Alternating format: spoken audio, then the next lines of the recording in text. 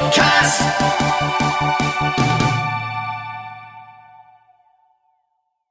Today's guest is a paranormal, UFO and ET researcher, remote viewer and medical intuitive from Sedona, Arizona in the US. He is also a writer of mainstream magazine articles and the author of numerous books on the paranormal, including the series The Mysteries of Sedona. Please give a huge Koit welcome to Tom Dongo. Hi Tom, welcome to KoitCast. Well, I'm very, very grateful for being here. It's a new experience, so we'll have fun. Definitely have fun. Always have fun. Let's start with this, Tom. Who are you? Where are you from, etc.? What do you do? Well, I'm Tom Dongo. I've lived in Sedona, Arizona for almost 40 years, but I moved to Cottonwood, Arizona, which is 4 miles south of Sedona.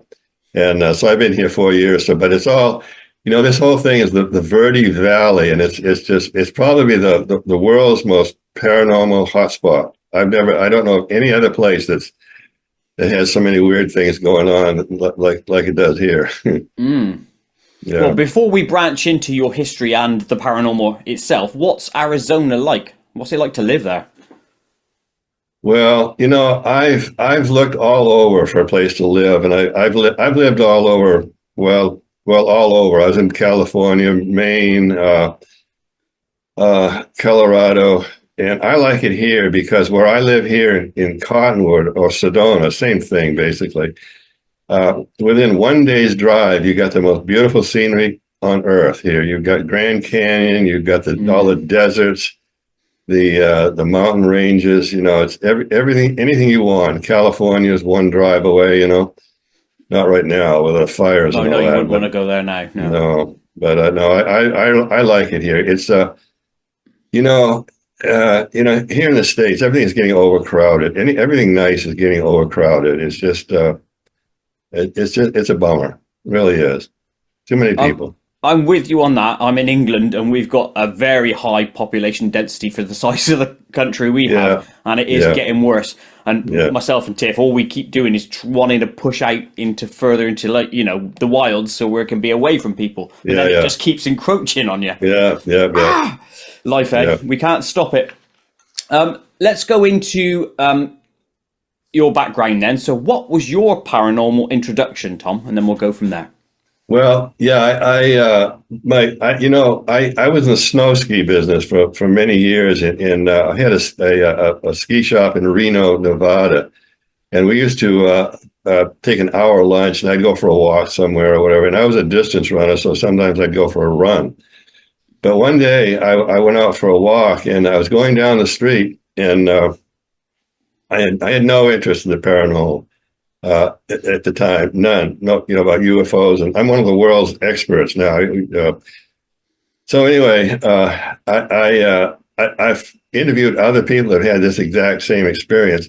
A giant pair of hands grabbed me from my hips to my shoulders, and was steering me down the street. I think, wow, I don't know what this is, but I'll go with it because it's kind of cool. So I was the hands turned me into a parking lot in between the cars, and I walked into a bookstore, and so I'm going through the bookstore, and the hands bent me over, and there was a whole row of used books on the bottom shelf, and one book stood out. It was Seth Speaks. It's a channel book, and I spent 6 months studying that, and it's incredible. That is a super intelligence channeled that book. A woman channeled it. I forgot her name, but so anyway, I spent 6 months studying that, and that's what got me into this whole thing. And then I started having, especially when I came to Sedona, I started having paranormal experiences, UFO stuff, and I was listening to the stories that people told me about things, and so I really got my curiosity piqued, and so I've written 8 books since, and one is a bestseller, which I'm proud of. So that's what got me into the start of this. I've been at it for 40 years now. It's a little different now, but it's always different around here. So Tom, I've heard a lot of different introductions of how people got started with the paranormal. But actually, that's the first time I've heard of the big hands guiding someone there. I've heard of other guides per se, but not hands. So I know you've probably gone over this many, many times. Are you okay if I ask you just a couple of generics about it? Yeah, sure. Ask me anything you want. Yeah. Excellent. So when these hands, did you see the hands, or was it just you felt fingers, so to speak? No. And I thought, so many times I thought I've been going insane in the last 40 years. I've got to be going nuts. Some of the experiences I've had, and it would get proven out. It would get validated by something. And I've been called one of the best remote viewers in the world, and I've had a lot of experiences with that. We can talk a little bit about remote viewing if you want. It's on my list. It's on my list. Okay. So I'm going to be 80 years old in a couple of weeks, so I'm slowing down dramatically. I don't get out in the field anymore, but I tell these other researchers around here, you're my eyes and ears, because I can't get out there anymore. So I hear all the stuff, and it's pretty good. This is a very paranormal spot, Sedona in the Verde Valleys. It's just it's a weird place. It really is, and there's no. And I'm the world expert on Sedona and all that, and I can't figure it out. And I get asked it on the big shows. What is it? It's in Sedona, and I think that the red rocks, it's beautiful red rocks here, famous, and they're rust. It's iron oxide, and it creates magnetism. And I think that the magnetism must have something to do with all this UFO and extraterrestrial paranormal stuff that goes on. It's got to have something to do with it. Other than that, I just don't know. I'm bang on with your thoughts there, because everyone I speak to lends credence to the magnetic phenomenon, touching or helping the overlap somehow. But the fingers, the hands, you didn't see them. No. Now, normally I've heard stories of like a hand grabbed me from the water and saved me, that sort of thing, But a big hand, what did you perceive that like at the time? Because that must have been like, what the hell's going on? When I was younger, I was known as reckless. I mean, I went. It's the stuff I did. I hunted. I've said many times, I've hunted them on their turf. I went after them. I didn't. Hide and sit on a couch, and in armchair researcher. I went after him. So so the hands thing was just the first thing I experienced. But I said, well, this is kind of cool, to see where I didn't freak out. I didn't start screaming, and I just said, this is all right. I'm going to see what happens. And so, if anybody has not read that book, Seth Speaks, it's an incredible book. The intelligent Seth was a dead guy speaking through a woman, and Jane Roberts was her name. So anyway, I figured, I spent 6 months studying that book, and it really got me into all of this. I mean, it kind of, and it edged me into things. I mean, it kind of made my mind available to get some of these things and some of the things that have happened to me are beyond belief. I mean, it's just, I've written about them, and I tell people, I can prove it. I'm not just blowing smoke out my ears. The stuff I write about, I can prove it by one way or another, photographs or witnesses or whatever. I'm not just, a lot of these books are just BS. I mean, I said, I get kind of blown away. I think, what? But by the way, are we recording or are we live? Yeah, we are recording, so this won't. It's not going out live yet. Okay, so we're not live, right? No, not live. No. Okay, good. So, yes. So anyway, it's been a real adventure. I mean, it really has. You're the 98th show I've been on, and I've talked to about 100 million people. And I talk about stuff I wouldn't have dared to talk about even 5 years ago, but nobody questions me anymore. I used to get, the debunkers, the skeptics. I used to get attacked so often. I gave it up 3 times. I just quit. I couldn't.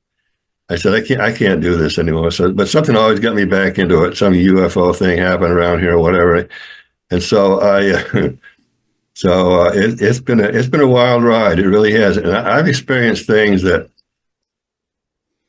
especially on the Bradshaw Ranch. I'm famous for the Bradshaw Ranch. It's kind of like the Skinwalker Ranch, but just different. It's the one that's been on the Beyond Skinwalker Ranch TV show, presumably. Yeah, I think yeah. So I know all about Skinwalker Ranch and and the owner and some of the guys that were there. So the big difference between the Skinwalker Ranch and the Bradshaw Ranch is on the Bradshaw Ranch, benevolent things happen, good things, and on Skinwalker, it's been really pretty violent. It's scary stuff on the Skinwalker Ranch. I mean, those guys. The owner has put millions and millions of dollars into that thing. It's good. I wish he wanted to buy the Bradshaw Ranch too, but the government wasn't. I said, forget it, because you're never going to get it from the government. The government owns it now. They bought it. But we need to find out, because there's something going on this planet that just doesn't. We need to know about it, because it's either, it's either more scary than we can imagine, or it's more wonderful than we can imagine. And it's here. It's going on.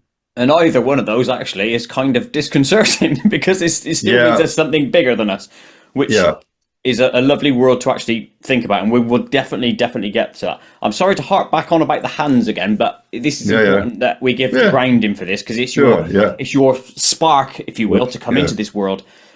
Yeah. You were guided, you said, around. Was it like a push, or was it just like a gentle sway? No. It was just like, if you can imagine a giant pair of hands just grabbing you gently and steering you like this. Yeah, slowly. That's all it was. Okay. It wasn't. Yeah. And then when I got to the back of that store, they just went like this, bent me down. I'm looking at a row of used books. Okay, Tom, question then. What is it about you prior to that experience that required that touch? You know what? I said 1,000 times, why me? If you know the things that have happened to me in my life, why me? I mean, why do I see these things? I've seen so many UFOs. Made my living doing UFO tours for 21 years. And well, not all kinds of tours. I had a tour company, but I always ended up doing UFO tours. So, and I've seen about 400 UFOs, ships. I mean, real ships. So close. So one was so close you could have thrown a tennis ball and hit it. Right. Well, we'll stop here then and just jump into that, because I want to hear about that UFO experience, and then we'll relay it back to your initial, and then work out why you were chosen, so to speak. Yeah. So the tennis ball. I wish I knew. I wish you could tell me. So you don't know then? No, I have no idea. Okay. It must have been a pre-life thing. I don't know. I was born here for this, but anyway, the ship. This one was so close. There was another UFO group here then, and this thing was orange. Most of the UFOs around here are orange, and I have no idea why orange, but it flew over. It obviously wanted us to see it, because there was another UFO group in another pass about 2 miles away, and it flew right over the top of them. This thing was orange. It was about 50 feet. And then it had 3 orange like orbs, in the spheres inside of it, and it floated like a feather. It didn't make any sound at all, none. But anyway, it flew over the other group, and they saw it. It obviously wanted somebody to see it. So I was coming back out with 6 people in my van, and the son was sitting next to me, and he says, look at that, look. Otherwise, we wouldn't have seen it. It would just gone right over the top of my van, because we were all talking. And it was, I'd say, less than 30 feet from us. And so we all got out. Of course, all of our camera equipment was put away, as usual. And so anyway, I got my camera out, and I got about a couple of minutes photography of it. But it like literally, you could have thrown a tennis ball and hit it. So and then it went off in the distance. This city, Cottonwood, and went down behind some trees. You can see it going down behind some trees, and then I think it must have shot off, below the trees, so you couldn't see it. But that was quite an experience, and that's happened to me a number of times. I've been on many television shows and talked about these things, and it's true. They're true. I says, I tell these people, if you can prove me wrong, that's the end of it. You're right, I'm wrong. Some of these things I talk about, nobody ever has, not once. So, well, no, there's truth in it. I know that. You know that. It's not like if they exist or that they're here. It's how we can then integrate that going forward to get a bigger picture. Yeah. I think. Yeah. Exactly. Yeah. Here's a question for you. Why do you think the visitors, we'll call them, want to show themselves just to some people and not to others? What is that about? I have no idea. I'll tell you something that happened. I lived in Santa Cruz, California for a while. Mm-hmm. And on the main street, there was a guy, because I talked to him, he said, and this has happened often, he was on the main street, he looked up and there was a UFO, a ship, a disc, a big disc sitting right over the street, probably 50 feet across, a silver UFO. And he was looking around and he was the only one looking at it. Nobody else could see it. So it left, or he left, or whatever.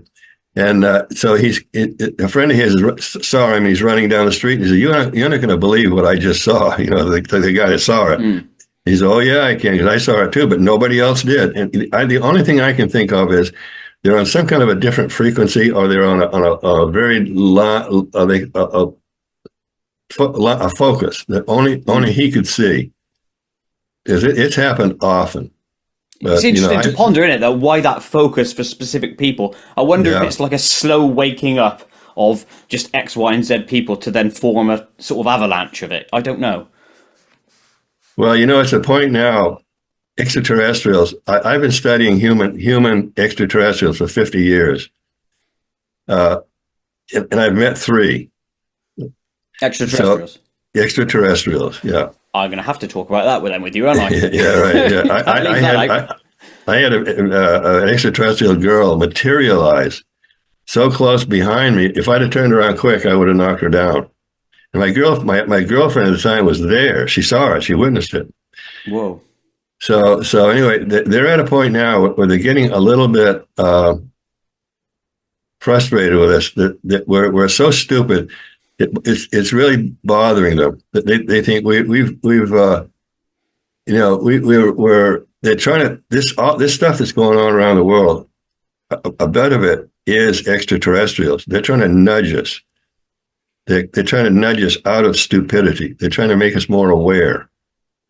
So, and some of it, unfortunately, the cartel, the ones that want to change the, one world government, they've got their fingers in this somehow. So that's not good. And I'm just hoping all this turns out well, but we'll see. We'll be around to see it. Yeah, it's a time will tell sort of thing, isn't it? But obviously it's been moving at quite a pace in the last 5-10 years. Yeah. Hope it continues. That pace, Yeah. Well, we need to visualize it being beneficial and good for us. We really do. This black hat, good guys, bad guys, good guys, bad guys, black hat, white hats, BS. It's just BS, because there's no evidence we have enemies, extraterrestrial alien enemies. No. I've never been. There's plenty of people that talk about that, but Well, like Dr. Stephen Greer, he said the same thing. He said there are no enemies. We don't have extraterrestrial enemies. So the people that talk about the good guys, bad guys, black hats, and white hats, they're really uninformed. It really. I hope it changes, because right now it's going in a bad way. That extraterrestrials are here. So how do I know that? Because I've been studying them for in my remote viewing ability, I've been able to.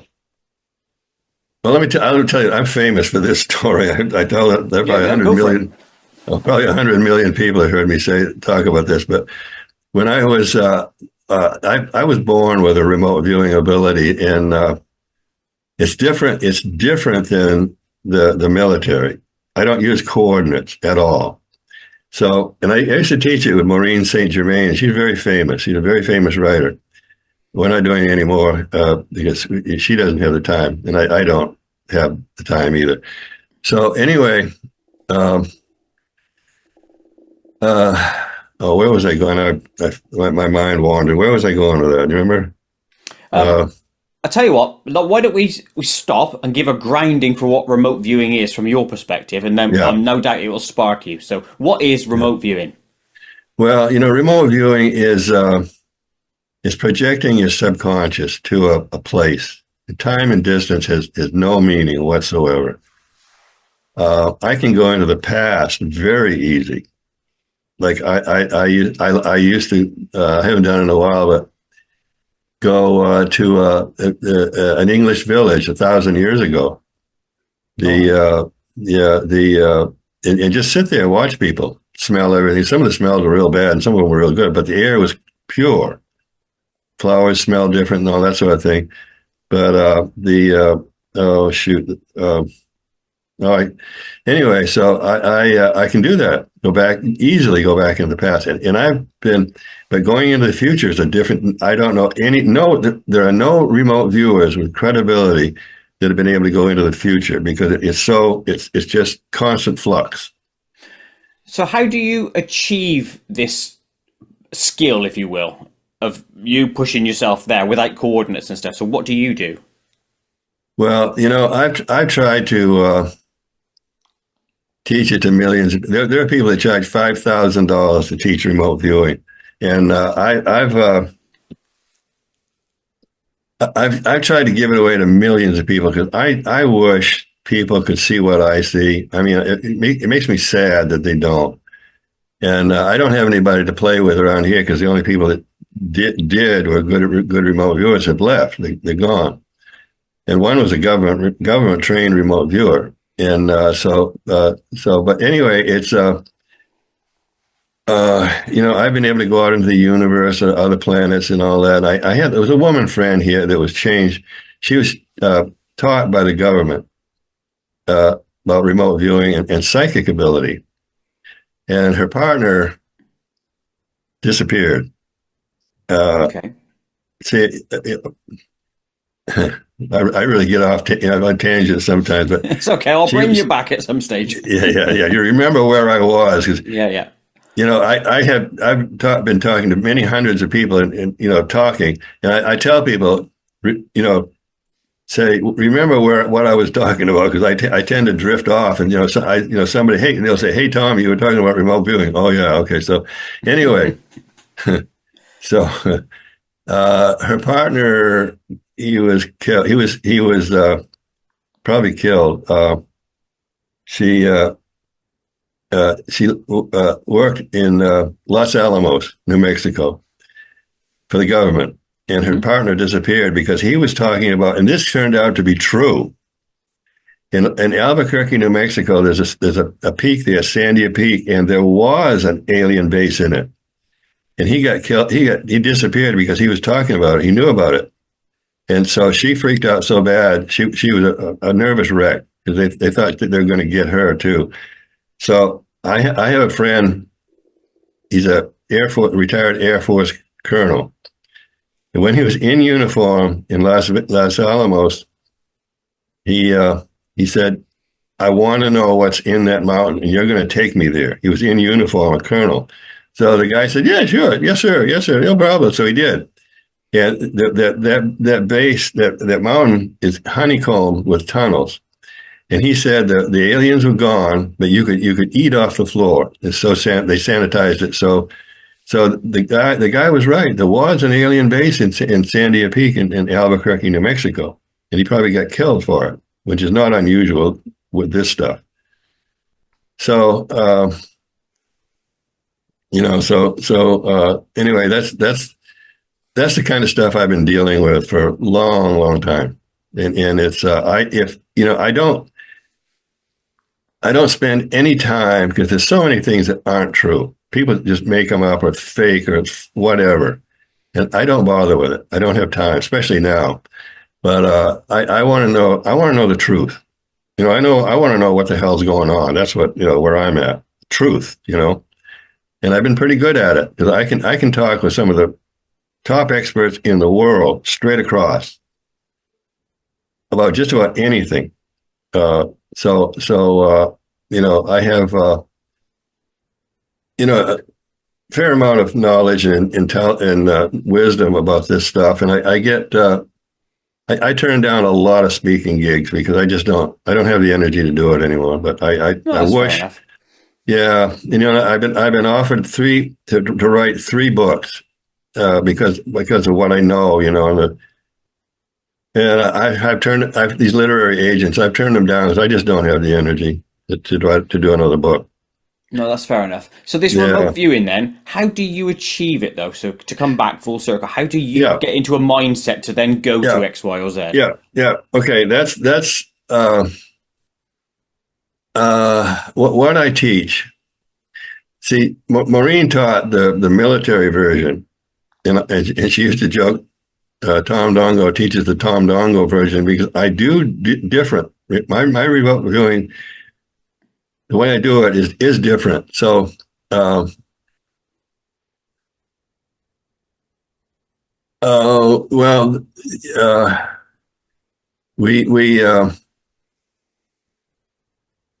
I would the shortest way to do it, and it's the way I do it, is that you can do this. You don't have to go into meditate or trance or anything. You can just do it. Say you're in New York and you grew up in Kansas, in a farm in Kansas. Mm-hmm. I say go back, visualize that farm, keep doing it until you can go there, because especially if their parents are still there. What kind of a day is it? Is it sunny? Is it cold? Is it raining? Is it snowing? And keep doing that until you're there looking around. And what I tell people, and don't get freaked out because sooner or later you will project yourself there. Your body will be in New York, but your energy will be in Kansas. And because I've done it, I'm going, oh my God, I'm actually here. So anyway, Maureen and I were pretty good at teaching it. We had some great successes, but just teaching people my method hasn't worked too good. And I don't know why. I really don't. Because if you do that, if you're from one place and the other place very well, just keep going there. And then to the point where you'll see something like a new tractor, or a truck or something there, and call them up and say, "Hey, Dad, is there a new red truck in the yard?" And if they say, "Yeah," how did you know that? Then you're it. You're a remote viewer. And that's what I taught people on the because I seriously I want 1 million people to be remote viewers, and I've tried. I've try to make people, because I think thousands of years ago we could all do it and we've just forgotten how. So I just I would dearly love it if I could teach millions of people to be remote viewers, because this would be a different world, because you're suddenly aware of new things, and people, a liar, somebody telling you a lie, you know it instantly. It has a particular vibration, Well, I was going to ask you about that then. This whole, if you think someone's a liar, can you remote view into their head to see stuff? Or are you only in perception outside of a body? What can you do? I used to be very good at that. There's another story I want to tell you. I don't want to forget it either. Okay. I was in a bad car accident. I had a head injury, and I lost some of my abilities. I'm such a weird guy. The University of California, Berkeley, wanted me to come there and study me for 2 weeks. They were going to pay my way and study me. They wanted to find out what the hell, what am I, And so, I mean, that's a real compliment. So, anyway, yeah, I would love to see, millions of people. I mean, millions of people. There was a time before the accident I could read somebody's mind. It was like an onion going through the layers, clunk, clunk, clunk, clunk, clunk, and go into them in the center of the mind. I knew everything about them, everything. And then I used to kind of have fun doing this. I say, yeah, I did this with one woman. And she says, yeah, it's because your uncle raped you when you're 8 years old, right? Mm-hmm. And she starts screaming and crying and yelling, how do you know that? How do you know it's not your business? I said, well, yeah, well, I'm right, wasn't I? Am I? Aren't I? So, I could do that. And, so you must have had this innate ability to do your method, remote viewing your method. Yeah. But a lot of people maybe do it a different way because they don't have your architecture or whatever, your DNA or whatever it is. Yeah, no, I don't know why, because I have a feeling I was a seer in Tibet in another lifetime. I developed it in Tibet because they still do. They have seers that go from village to village, and they come back and tell the people that now they probably use telephones more than anything else, but they could do that. So that's probably what I was. I had a different ability, just a different way of doing it. Yeah. Here's a question for you, right? If you project yourself to a farm over in Kansas, like you mentioned, and you're there and you're perceiving all around you, are the people there seeing an orb, or are they seeing? Yeah. Good question. Good question. In fact, you're the first one that's asked me that. That's a good question because. Well, I guess so many things on my mind. When I was, or a ghost. Do they see a ghost? When I was taught when I was a friend of mine. He's a psychologist, PhD psychologist, Tom O'Donnell, and he was one day. One day I met him at a motel here in Cottonwood, and I was sitting on the bed, and he was typing up. He could type about 1 million words a minute. So I had this vision of my books, because I had 6 books at the time, and spread out on his table upside down.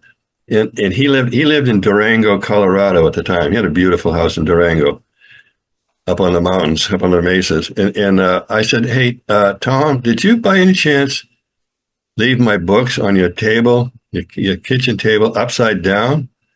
And he looked up and he thought about it. He says, yeah, I did. How do you know that? And I said, I can see him. So he said, let me finish this. So at any rate, for 4 months after that, he wanted to see how good I was. I was in Sedona. He was in Durango, Colorado. It was 350 miles apart. So I was in Sedona and Tom was in Durango, and he would test me. Turns out I had about an 85% hit rate, which is pretty high. That's about as high as the best, Ingo Swann and Russell Targ and some of these guys. So we had fun. We had really fun doing this. But I'm going to get back to your point about the sphere, the orb. So we would do that. He'd hold things up, and if he held things up in the light, I could see him. But if he held it in the shade, I had a hard time seeing him. It was in the shadows. So we did that for 4 months, and he wanted to find out how good I was. Mm-hmm. And I had some phenomenal experiences. I'd get there, I would project myself there, and I would appear over his driveway, next to his office in the second story. I'd go through the window. I'd float through the window, go into his office, and then go down the stairs, and then we'd meet. And this one time, I got halfway down his stairs, and I told him once, Tom, I'll never look in the bathroom. You don't have to worry about that. I'll go. I won't look in your bathroom. So I got halfway down the stairs. I mean, weird things have happened to me that I've been able to validate somebody else was involved in it. So I'm not just blowing smoke. So I got halfway down the stairs, and this still freaks me out to this day. Tom and I had a deal that we would only do this just him and me, right? Not invite other people. So I got halfway down his stairs, and I got terrified. Just a fear of a terror came over me, and I stopped, and I'm trying to figure out what's going on, and I couldn't. So I thought, well, I don't know what this was, but so I went down at the bottom of the stairs. I had got there a half an hour early. We were going to meet at 7:30. He'd pick up the phone and we'd talk and all that. So I sat on the lower step. My body was in 350 miles away. So so you could smell things. In remote viewing, you can smell things. He was cooking something that smelled like chili. It wasn't. It was the sauce or something like that. And I could see what he was wearing. He was wearing cowboy boots, a cowboy belt, blue jeans, a reddish lumberjack shirt. And I was right. I said, well, I see what you're wearing, Tom. And so I said, hey, we got up and I was following. He was talking to me on the phone. And I said, by the way, Tom, is there somebody else here? And he said, yeah, he was kind of sheepish about it. I invited my next door neighbor over. And I said, Tom, where the hell is he? And because I looked around, I didn't see anybody in there. He says he's sitting on the couch. And I could see the couch clearly. And there was nobody on the couch. I mean, it scared the hell out of me. And I said, he said, he's sitting there on the couch. I said, Tom, I can't see him. So, and somebody said on one of the shows I was on, was he a person that didn't have a soul? No soul. And I thought, I don't know. But, getting back to the orb, the orb. Tom, sometimes he had a nice garden, and I'd go there just off the cuff, and his dog would follow me around. His little dog, and I one day I got right down right next to the dog's face, and I said, "You little, you can see me, can't you?" And he's going like that, and you can actually see me, can't you? So, what did I look like? Was I an orb? Which that's what people say, that what orbs are is a dead human, right? So I don't know if I agree with that, but maybe some of them. But so did you test that with your friend though? So like if you're on the phone with him at the same time you're remote viewing his house, did you say to him, right, I'm on the porch now, can you see me there? Yeah. Oh yeah. No, he never see you? No, he never could. He couldn't. But his he had an aviary. I mean, Durango's cold, but he had a tropical aviary on the side. At the time, he was making a lot of money. And he had a tropical aviary, heated aviary on the side of his house, all glassed in, and tropical birds in there. But the birds could see me. They'd get all excited. They would, they'd be looking at me. So I a couple of times I went in there, opened the door and went in with the birds, and they were flocking all around me. So and I could smell all the smells of the tropical flowers he had in there and all that stuff. So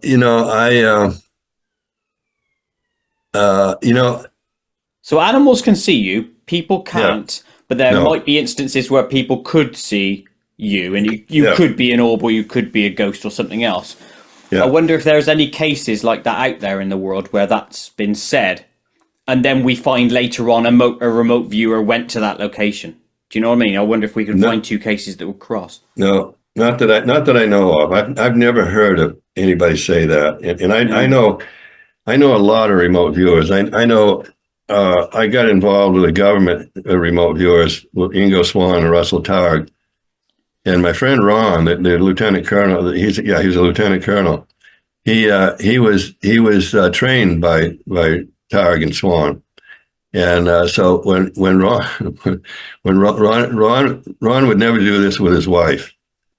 Evidently, she criticized the hell out of him later on. So if he would never talk about this stuff with his wife around, but we'd go to restaurants and talk. And he was a very advanced remote viewer. And so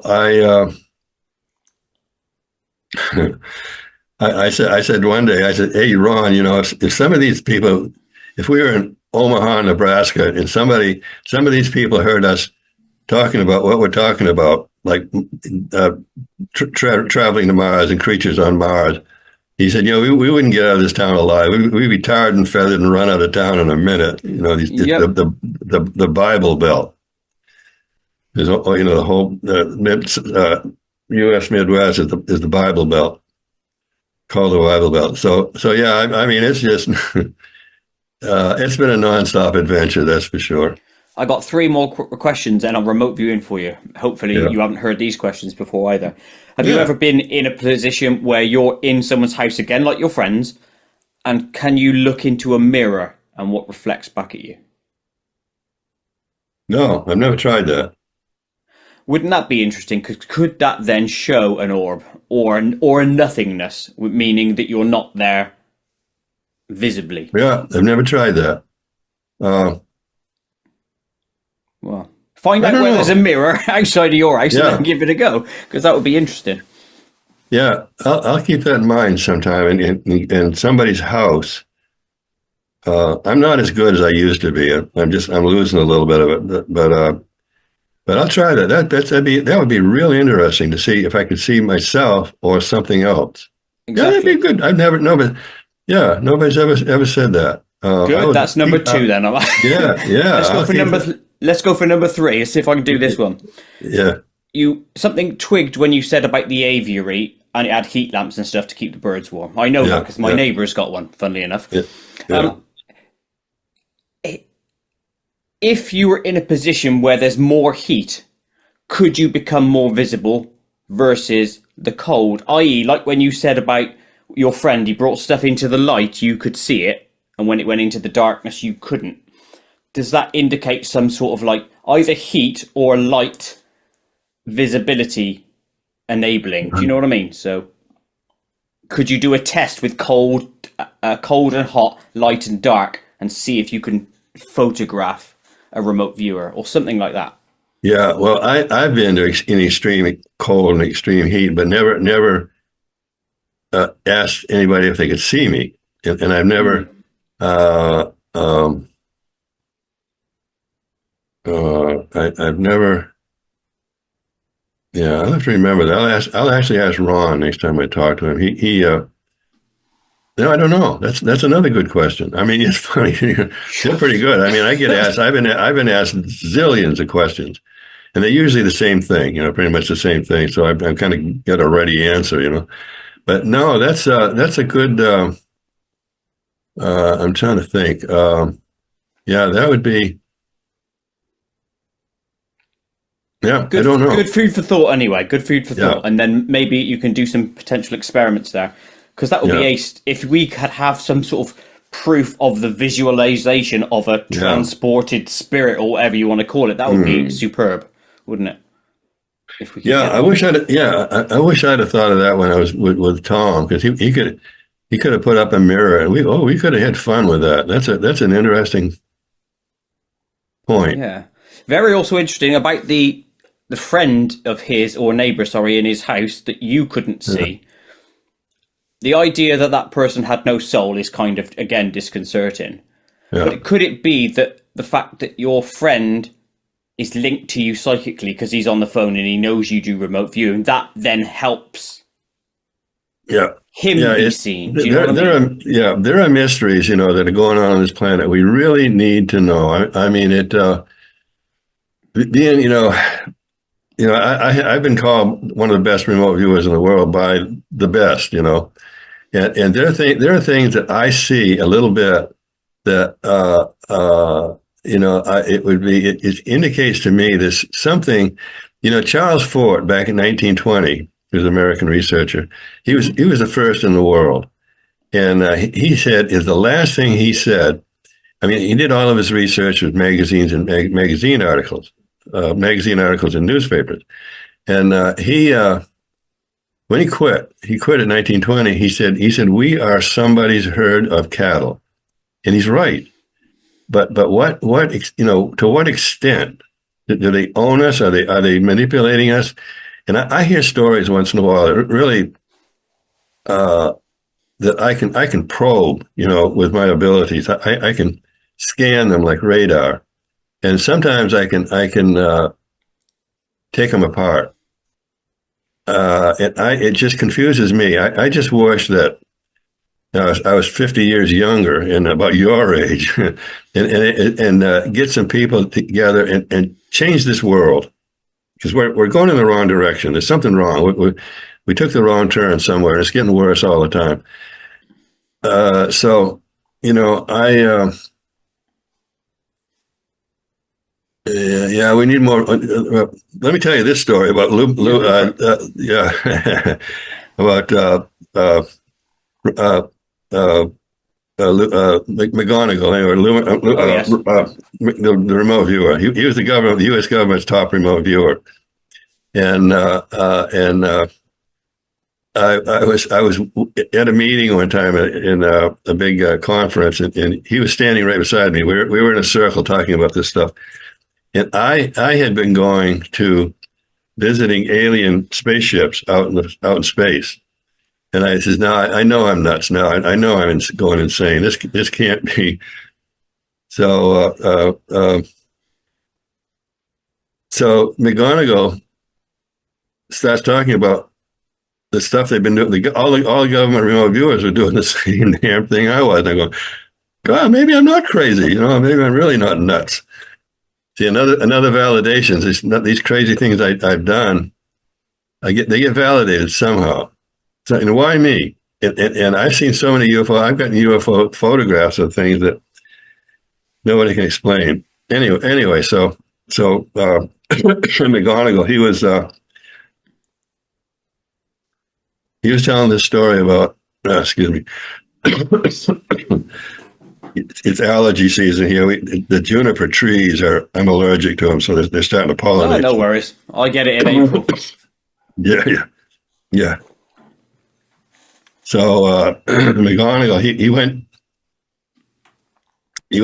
was visiting an alien spacecraft. There's thousands of them out there, out in space, and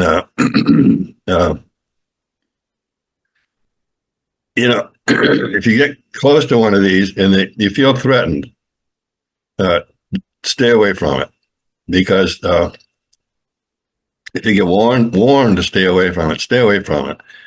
Because you don't mess with those people on that level. You just don't. So he went onto the ship anyway, and they told him don't come any closer, but he did it anyway. He went on. So they grabbed him, and these were aliens. They were humanoids. They weren't human. So they grabbed him and put him in a cage, like a glass cage, and wouldn't let him go. Terror scared him to death, because his body was down here and this psyche was up there. So finally they let him go. But he said, and I'm thinking, what a dummy. I mean, even at my level of remote viewing, if I got threatened to stay away from an alien spaceship, I would not get any closer, because I know what they can do. So I don't do it anymore. It just doesn't interest me.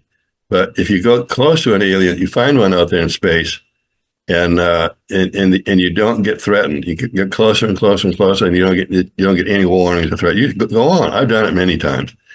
The first thing they do is they go, "Oh, another damn human," So, and there's no shot. Weird. Isn't that weird though? That if you're projecting your consciousness, right, like McGonigal did. What's his first name again? I can never remember it. Oh, geez, I always get his spelling wrong as well every time I look him up. Yeah. Oh, it doesn't worry. It doesn't matter. He was grabbed, which suggests almost like another physical body for him there. If he's grabbed somehow. No, they can it's a psychic thing. I mean, it's an energy thing that they can see. Oh, okay. And some of these. I was on a ship once, and there was humanoids. Most of there are about 17 races of human extraterrestrials coming and going from this planet, and about 125. That's my estimate. I used to get attacked over this stuff all the time. You can't imagine what I was called. I can. especially by religious types. So anyway, they can see a being that's some of these beings are millions of years ahead of us. So you can imagine they use their minds. They don't use their hands at all. They don't have to. They can do everything with their minds. And so this one, I was on a ship, and these are humanoids. Mm-hmm. One head, 2 arms, 2 legs, but otherwise didn't resemble a human at all. I said, "Hey, dude, can I probe your mind?" And they already know. I mean, they already know everything about you. So they do it in a second. And so I said, "Hey, dude, can I probe your mind? Can I penetrate your mind to see if I can see what your life is like?" And he's, "Yeah, sure, have at it."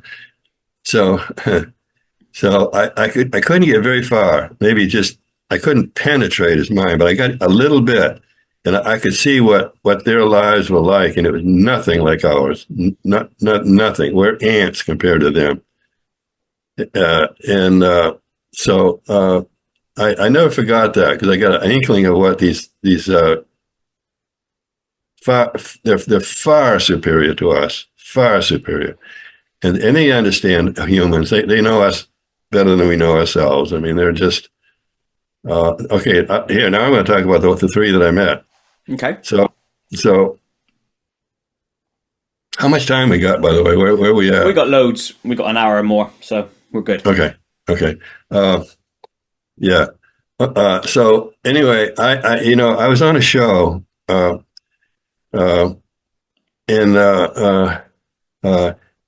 I told this story, and he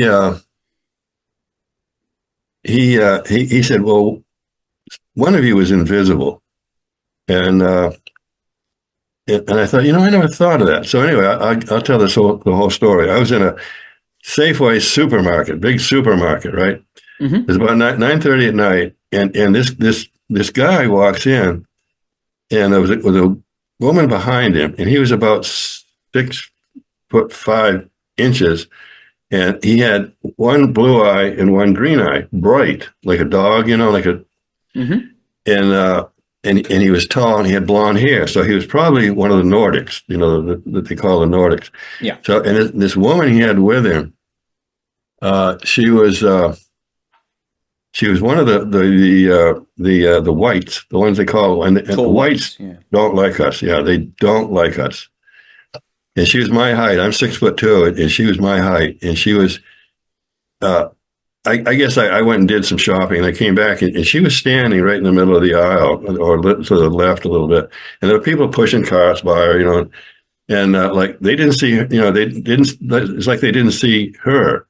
And she was standing there just terrified like this, and she had wraparound sunglasses on all the way back, and the guy was not around. He was somewhere else. And so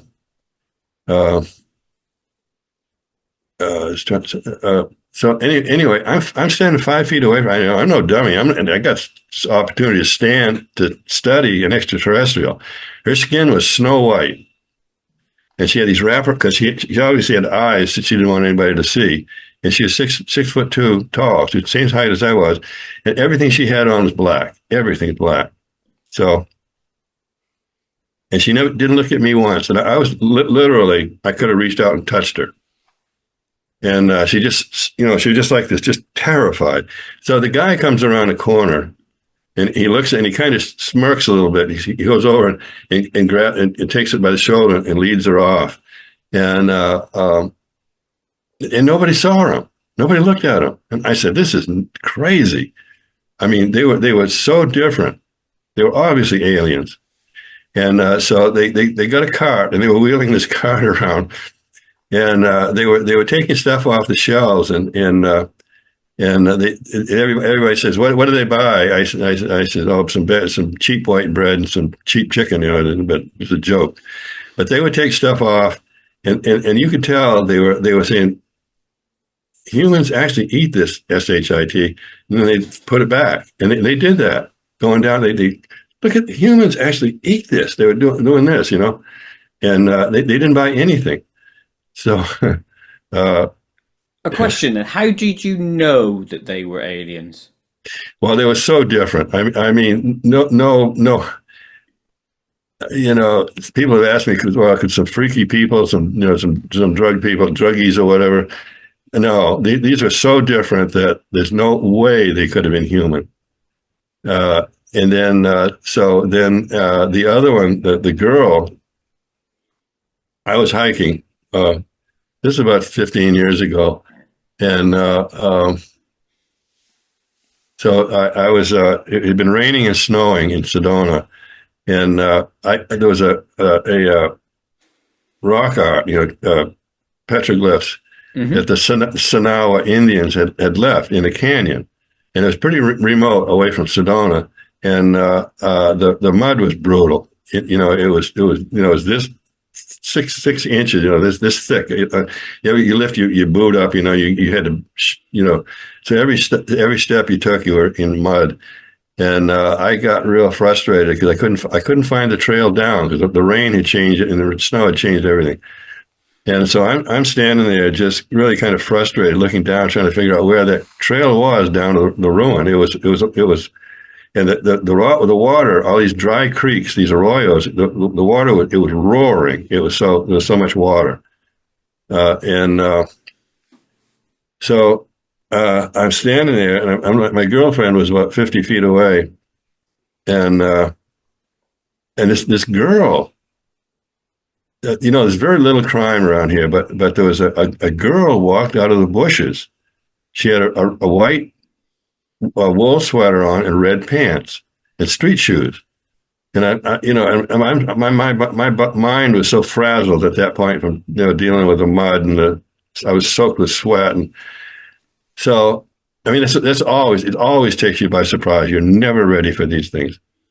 So anyway, I'm looking at her and where's the dog? She didn't have a dog.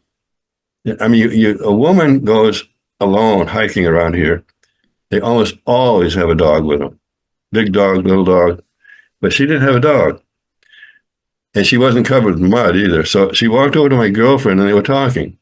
And then I kind of went like this to the girl. She looked about 27 years old. She was probably about 500 years old. Most human extraterrestrials can live to about 500 to 700 years old. So she came over to me, and she looked about 27, not particularly pretty. It's all these people talk about it. And most extraterrestrials are beautiful. The guys are handsome, and the women are drop dead beautiful. But I never thought extraterrestrial when I looked at her. Okay. So anyway, I said, do you know where the trail down is? I can't find it.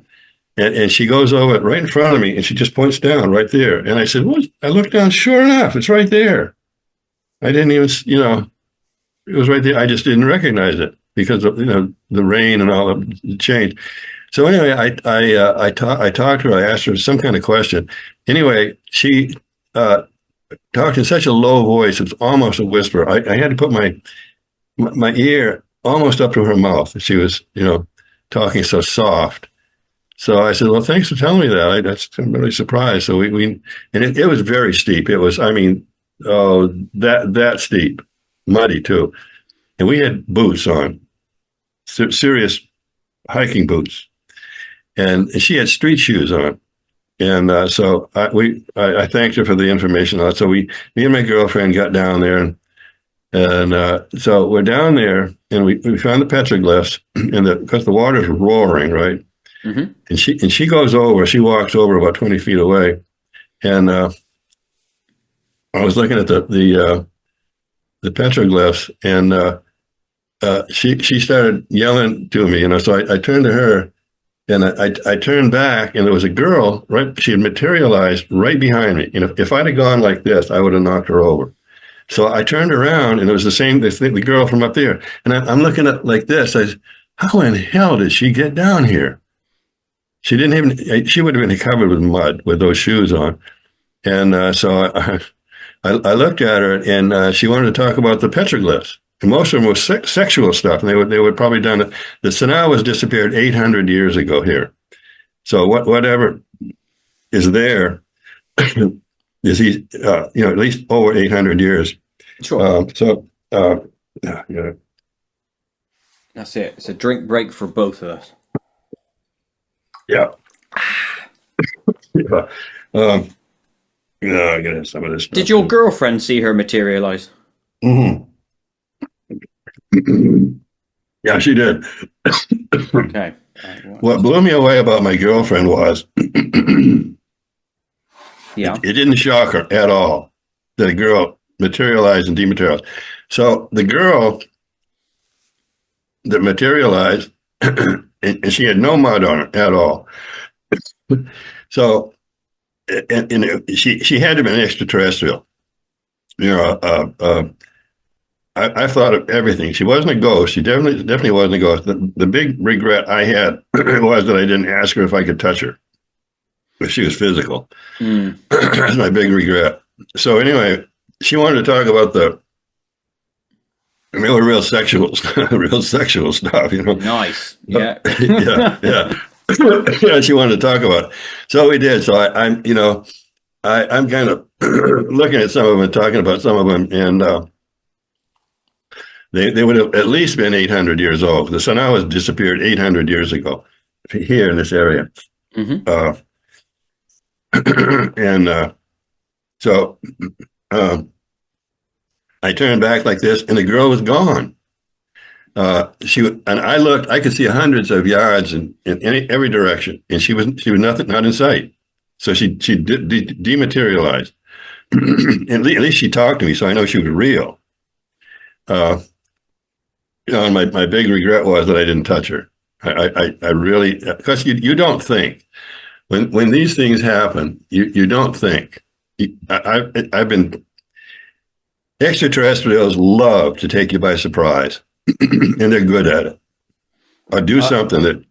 I have a question for you. Yeah. I have a question. Do you think? I know you said you discounted ghost, and we'll work out why you discounted that in a minute. Do you think that lady could have been some measure of guardian spirit or angel that helped you by sending you down the path, whereas if you'd have gone another way, maybe you'd have come to an accident? No, not in this case. I know exactly what you mean, but not in this case. So what took your mind to extraterrestrial then, rather than something else? Well, at the time, I've been studying human extraterrestrials for a long time, and I have friends that have that regularly visit with extraterrestrials, human extraterrestrials. And one guy is a CIA agent. So in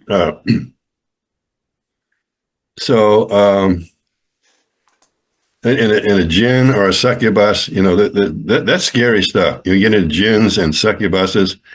That kind of stuff freaks me out because I can't even offer opinion of who they are or how they are, but they're real, and they can be very, very dangerous. Maybe are they extraterrestrials? I don't know, but anyway. So, and my girlfriend saw all this happen. But it didn't blow her away. She thought it was just oh yeah, I saw it. That kind of thing. That would set my mind ablaze. If that happened to me. If you see someone materialize, that's a mind bender, isn't it?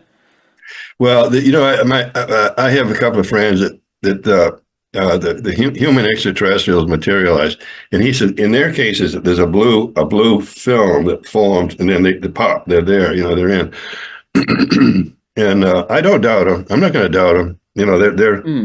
Their credibility is, the ones that I know well.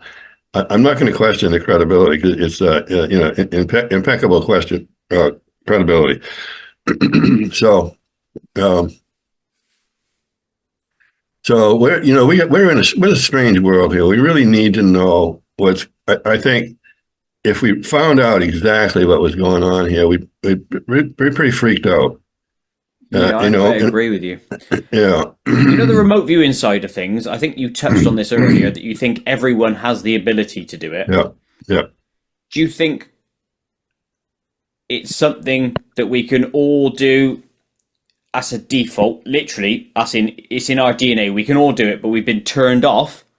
Or is it a case of there are some that are physically tuned in that can do it? Yeah, you're probably right. There are some people like psychics. I went to the Berkeley Psychic Institute in California, and I got to and they're psychics, and I learned I had some pretty amazing psychic abilities, and so some people have powerful psychic abilities, some really not. And then on the other hand, people say, "Oh, I'm not psychic," but you are. Yes, you are. Everybody's psychic to some degree, in one way or another. They can do something, but just try, believe it, and try. They don't believe it. Well, believe it. If you don't believe it, it's never going to work. But if you give yourself, you know that you do have a psychic ability, you will. So. So I don't know. I hope things change on this planet. That things start coming around. And I know that I've been able to penetrate minds, and we have abilities that are phenomenal. So with football games, hot dogs, hamburgers, grannies, barbecue on Friday night, 6 packs of beer or whatever. It's just. And I say, what's wrong with, people have asked me. In fact, I just, there's a Japanese film crew here in town, and I don't have the time to meet them, and I don't have the energy. But they said one of the questions they wanted to ask me was, what would make humans more productive and more happy and all that? And I said, yeah, just be aware. Be aware, and more awareness of everything. And of course, kindness is the big thing. Kindness to everything. If you do that, it's.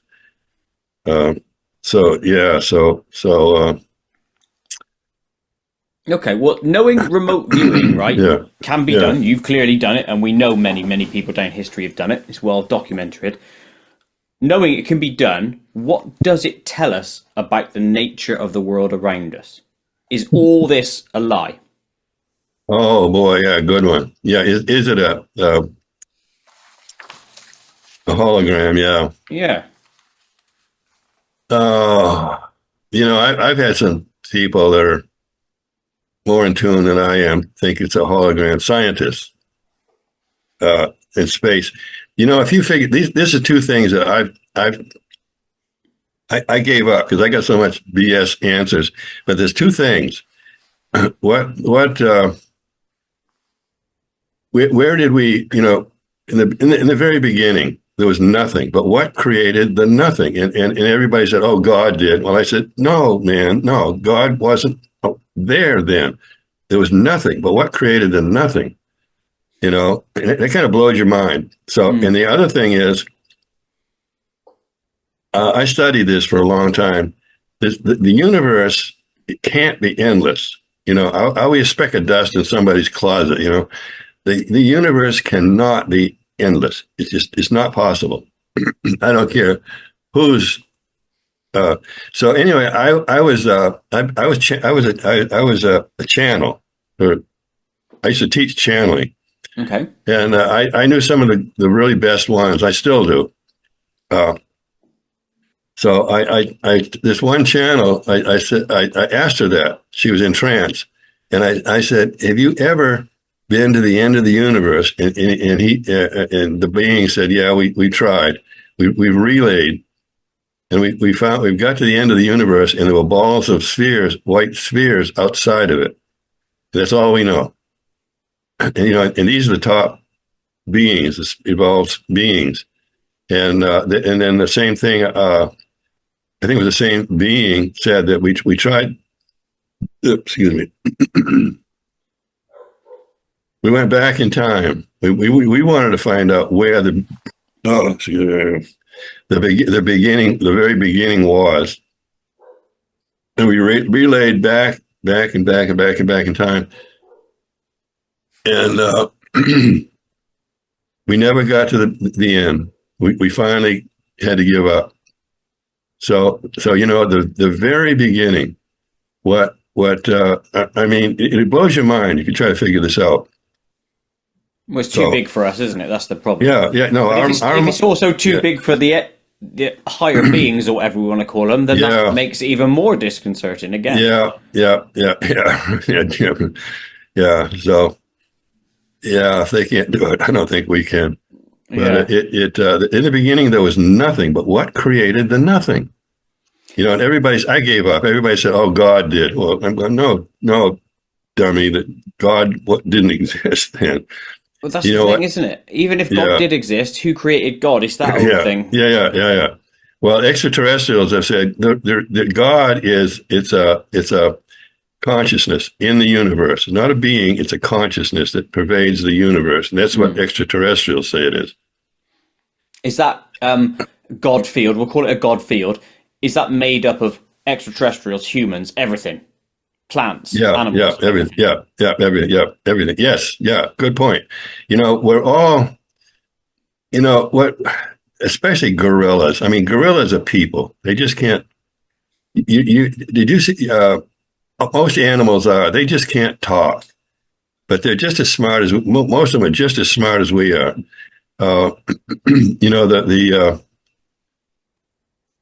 There's that African gray parrot that's on TV. It knows 2,000 words. It talks.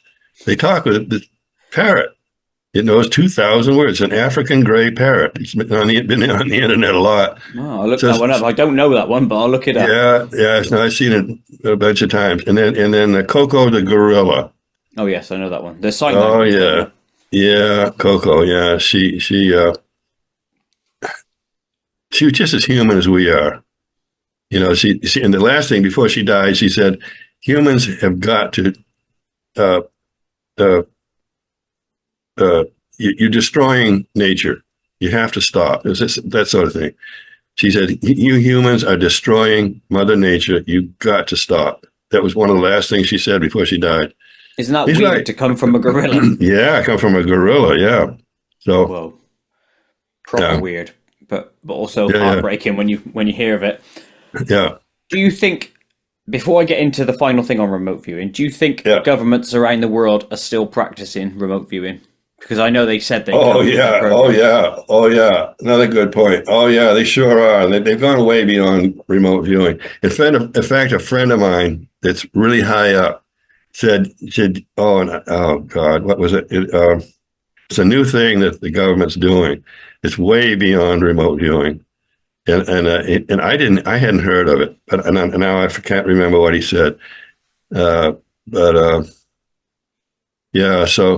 they've gone way beyond. Well, in the beginning, when the Americans and Russians were remote viewing each other, in the beginning, this is like 50 years ago, whatever, the Russians were dying of heart attacks, and the Americans were dying of brain hemorrhages. So because they were trying to destroy each other. Yes, I've heard that. Yeah. Yeah, and you can't use an ability like that to in a negative way. Otherwise, it's going to come back on you. It's gonna come back around. So, maybe the governments are using, with the advent of quantum physics. Maybe they're doing. Yes, it has something to do with quantum, which is probably multi-dimensional. Viewing. Where you could see another you, another me, or whatever. I don't know. Weird. Yeah, that's you're pretty close. I mean, it was explained to me in.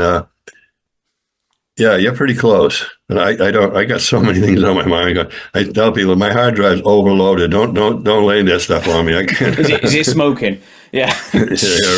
See the smoke coming out of my ears? Yeah, exactly. A little bit of flame coming out of this one. Are there limits, do you think, to remote viewing, or is it only the limits our mind can conjure? No, there's no limit. As long as you don't you use it in a bad way. You know, I've had, when I was really into remote viewing, I solved 4 murders, you know, using remote viewing. Yeah. And I won't do it anymore. I just don't ask me to, anything about murder, so I won't do it. That's horrid. But, yeah, no, because, you might spontaneously watch a murder, be watching a murder that's happening. It's happened to me, and I'll never do another one. I did just to see if I could do it, and the problem is you have to feel what they're feeling, and you hear their thoughts, which is hell. When they're being killed, it's hell. So I won't do them anymore. You know, there's lots of people that do for the sheriffs and whatever, you know, for murders, and have at it. You know, good. I mean, I you know, and some are very successful, but I won't do it. I don't blame you. Right, years ago, Tom, I used to work in a electrical superstore, just like your Best Buy or whatever. Anyway, the security guard there came up to me and goes, "Paul, have a look at this," and it was a bloody beheading video, and I was like, I didn't quite know if it was animated or something at the time, so I kept watching for a bit. And then I realized what it was at the end, and I was like, don't ever show me that shit again, you know, because it messes in ear. So I completely get... And I've lived with that, trying to bury that ever since. It's horrible. Yeah, gross stuff. Yeah, no, you can't get it out of your mind. It's there. Maybe for a while, but it's always there. You go, you know, it comes back. And so, no, it's you know, it's really too bad. It's really too bad this wasn't a wonderful world. Everybody was kind to each other. Everything was love, and there were no wars. This stuff that's going on right now, you know, between the countries is, you know, we need to pray that this thing doesn't get out of control, because, you know, between China and, you know, and Russia and the U.S. and England, you know, they're... Unfortunately, that's the trajectory we're on, isn't it, at the moment? That's what it seems like. I know we can get out of it, but let's hope we can. I know you mentioned this earlier. My question was, can you remote view time? And if you could go back and see the Big Bang. I think you addressed that from the aliens' perspective. So let's attack this you could, yeah.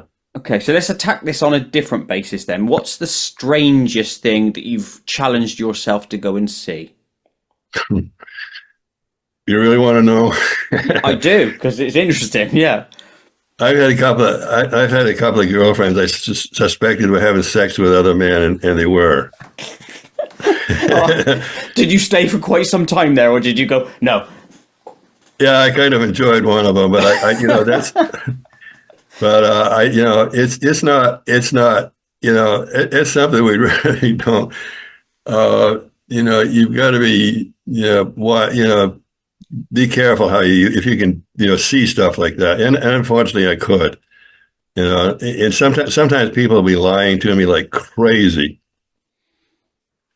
And I get all these 4-letter words that are going through my mind. I know what's really going on, and they're totally making up a story. I'm thinking, don't BS me, because I know exactly, you know. So yeah, there's drawbacks to remote viewing. It can be shocking. So I don't know. Earlier you said right. You went to alien spacecrafts, and it didn't interest you anymore. Now, it gets boring. I'd be like there all the time, because it'd be like, whoa. No, you wouldn't. You know, the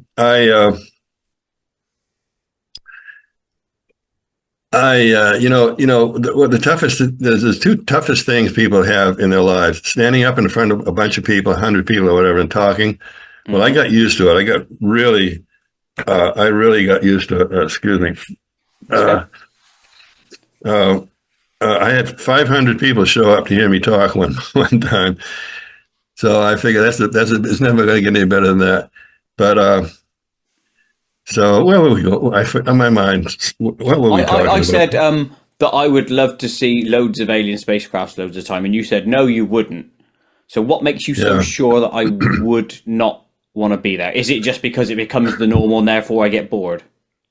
Oh yeah, okay. Well, yeah. Now I remember what I was going to say. Good thing you remembered. I was doing I mean, some of the stuff I do, I mean, it's just the way I am. I've got a weird sense of humor.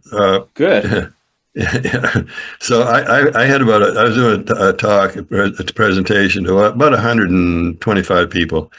And I said, I told them I can remote view alien spacecraft. I can go on them. So I said, would you guys want to try it? So, and none of these people are remote viewers, right? Sure. Right. So I said, well, okay, just go along with me. Just see yourself.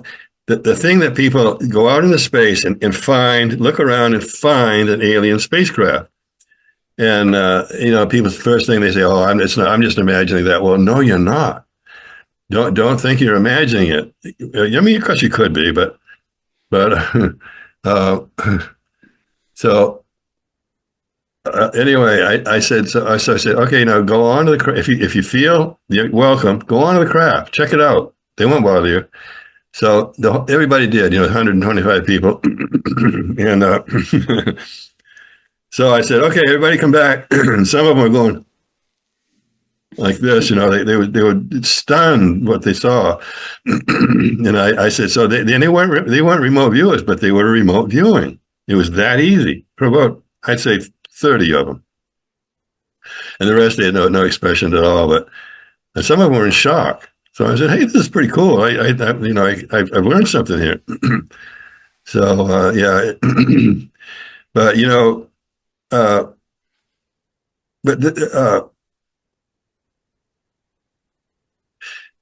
Yes, the question: Why would I not want to be doing that all the time? Because no, you get bored doing it after a while. So no, trust me, you'd get bored after a while. Well, with me, all the other things I do, it's not the first 10 times it was kind of fun, but not anymore. Final question on the remote view, and then before we move on to actually speaking events, we'll talk about that actually. Yeah. Knowing that you could do remote viewing and that there's an endless possibility of things that you could go out, view, see, hear, are you more out there than you are in your Tom Dongo body? Oh yeah, good question. Another good question, really. You're a thinker, man. That's cool. You good for you. Well, yeah, that's. I've wondered about that myself.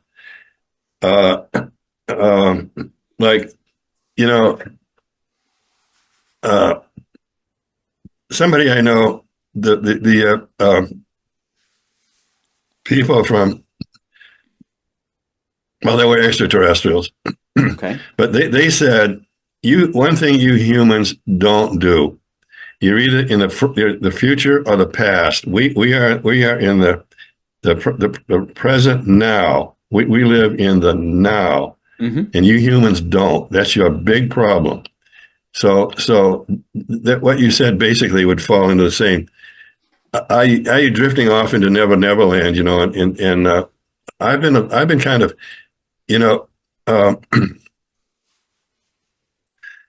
I've had there's a certain danger for some people to go floating out into space because you can get grabbed. In fact, I won't name them, but there's some very, very big famous speakers that have done kind of that, and they got grabbed. And I had a guy one time. I met him in a restaurant, and this guy was a genius. His IQ was like 500 or something, So he said, I was talking about it, and you can go and well, for example, those extraterrestrials that are in Antarctica are dangerous. They're just flat out dangerous. So, and the guy, and he was a genius. He had a phenomenal IQ. You go remote viewing these things, and he said, yeah, and they can come after you. And he's right. That is a danger. I'm not going to name names, but I know some people that has happened. Top speakers in the world. That's happened to them. They've come after them, and it can be bad. And what does come after them mean? Exactly. Well, they part of the they don't physically come after you, but they can project themselves, and they can make it make it really difficult for you. So there's one story I wish I could, geez, I could talk about, but I know she wouldn't like it. So no, that's fair. Don't betray. Yeah, but so basically, if you project yourself and they see you, that is like a beacon for them to come to you. Sort of thing. Yeah. And then here's the thing. I learned this at the Berkeley Psychic Institute. When you go somewhere, you're going to leave a trail of energy that can be followed back. I see, like a path, yeah. Yeah. See, one time I was at the Sedona airport, and I stopped. I said, somebody's messing with me. So I looked. I was trained to look for the energy. So I found it, and I followed it, and it went to Hungary, and I looked down, and there's a woman and a man. They were all dressed in black, and they were remote viewing me. So and they both looked up like this, and they smiled. They started smiling because I caught them. I found them. So and I've done that many times. If you can find the energy trail, you can. Oh boy, if I get into this, how much time do we have left? We got about half an hour, right? Yeah, about that. So, you heard of the missing 411, Dave Paulides stuff. Yeah, Dave Paulides, yeah. Mm-hmm. And so I really got into that. This is some of the stuff that really scares me. My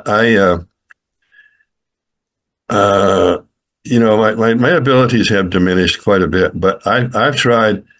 I got into that missing 411 with other people. They'd ask me questions about it. So there's been thousands and thousands of people disappear, and around the world. Actually, around 200,000. Where the hell do they go?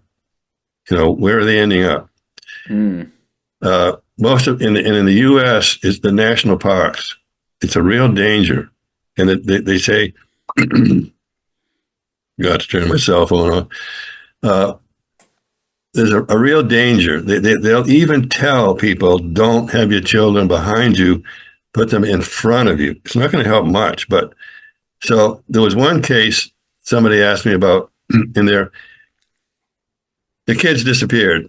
And it gets weird. They find shoes somewhere, a pair of shoes just sitting there, their shoes, and some other things I really don't want to talk about here. But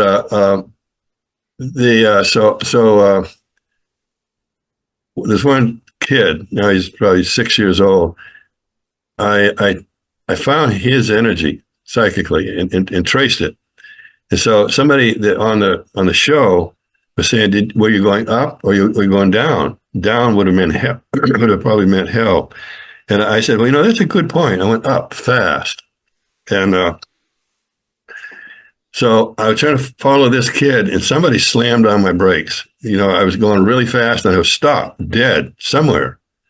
And but the kid was gone, and it never found him. So what the hell's going on? We need to know this stuff. So I was on Coast to Coast with this one. I said, no, Connie, I'm going to tell this story.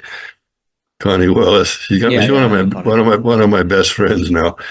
But so anyway, I was the missing 411.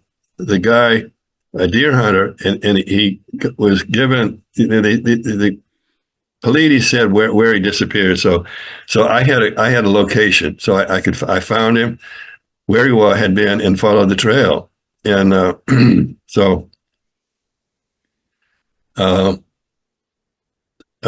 was going real fast, and then same thing again. Somebody slammed on my brakes, and there's a voice said, "This is as far as you go." So I'm going like what WTF what's going so and there's a wall in front of me, and I learned how to get past those walls way back because maybe my ability is different. General Stubblebine had about 800 of the best remote viewers in the world in Denver. And he was saying that none of our remote viewers know how to get through that wall. And I did. I wanted to, raise my hand. I know, but I didn't.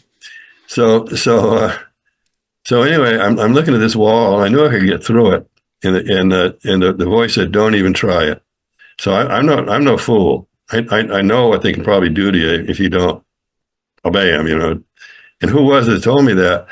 And whatever was on the other side of that wall, they didn't want us to see. They don't want us to see. So what is back on the other? What is it whoever they are, don't want us to see? That's the kind of stuff that drives me nuts. Well, earlier when we were saying, I asked you the question: are there any limits to remote viewing? In some aspects, there was a yes because they blocked you. No, I could have gone. Oh, you could have gone through it, but you chose not. Oh yeah, But what would they have done to me? Would it have been humans or an alien species? No idea. I don't know. They could be beings we have no knowledge of whatsoever, because we are not alone on this planet. There's other beings with us here we can't see, but they can see us.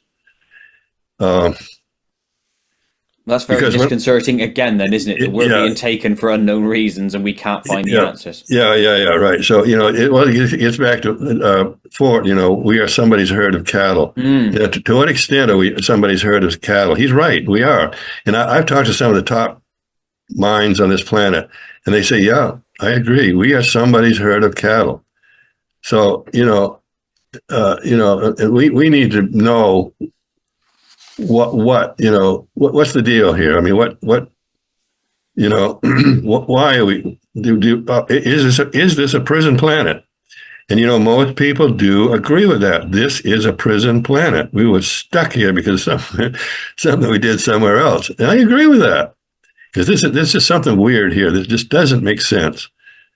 If it was supposed to be a free will planet, but are we? It doesn't seem like it. It seems like a controlled fate from my perspective. Yeah. Me too. Yeah. How old are you? 50 almost. Oh, 50. Yeah, you're pretty smart for a young guy. Thank you. I do my best. It's always good to engage the mind, Tom, isn't it? Yeah. So many people doing this these days, I don't. Yeah. Not my thing. Right, let's move into the book side of thing, and then we'll quickly talk about speaking events before we enter the Koit zone. And that's where the real fun begins. So let's enter with your book. So you've written a number of books on the strange goings-on in where you live, Sedona, Arizona. Could you start by defining how big an area Sedona is and how come it's known as a hotspot? Well, it's all the stuff that goes on around here. And most of the researchers in the world have been here. And it's just this alien bases. I don't like to call them bases. There's installations, and I know where one of them is, exactly where it is, because a friend of mine, he was a counterintelligence expert, security. His business was security, and he's the one that told me about it, showed me the pictures, and I said, well, I didn't. And then he said, "Oh, well, look at this." And I said, "Oh, yeah." There was no wires on the telephone poles, but those little discs on the stuff like that. And he said he got a call. Said, "You come back here again, and we will kill you." That's a quote. "We will kill you." Lovely. So, and I know exactly where it is. And Ross Coulthard was just here, and I said, "You really want to know where?" Yeah. The Australian, and I said, "You really want to know where this is?" He said, "Yeah, we do. We want to." I said, "Okay, I'll tell you exactly where it is." So we went. They've completely changed it. So we went on Google Earth, and I said, "You wouldn't know it now. It's a U.S. base, and it's extremely dangerous. Extremely dangerous. You wouldn't know it. And they've completely changed it now." And I showed him things on Google Earth. I said, "Doesn't this look just a little bit funny, like a guard gate that cars have to go through, and there's a guard station there? This is a very remote housing development." And I said, "Doesn't that look just a little?" So anyway, they really got on it. He said, "Oh yeah, we want to know all about it." I said, "Okay, you got it. Just leave me out of it. I don't want to have anything to do with it." Yeah. So anyway, books. Amazon. Yeah, England. Boy, the shipping's not cheap. But Amazon. Yes. I ship books to England and Denmark and places. The shipping is brutal. But anyway, I have all my books are on Amazon. I have 8 still in print, and they've just been reprinted. So, and this is my Merging Dimensions about the Bradshaw Ranch. This pretty much talks about everything.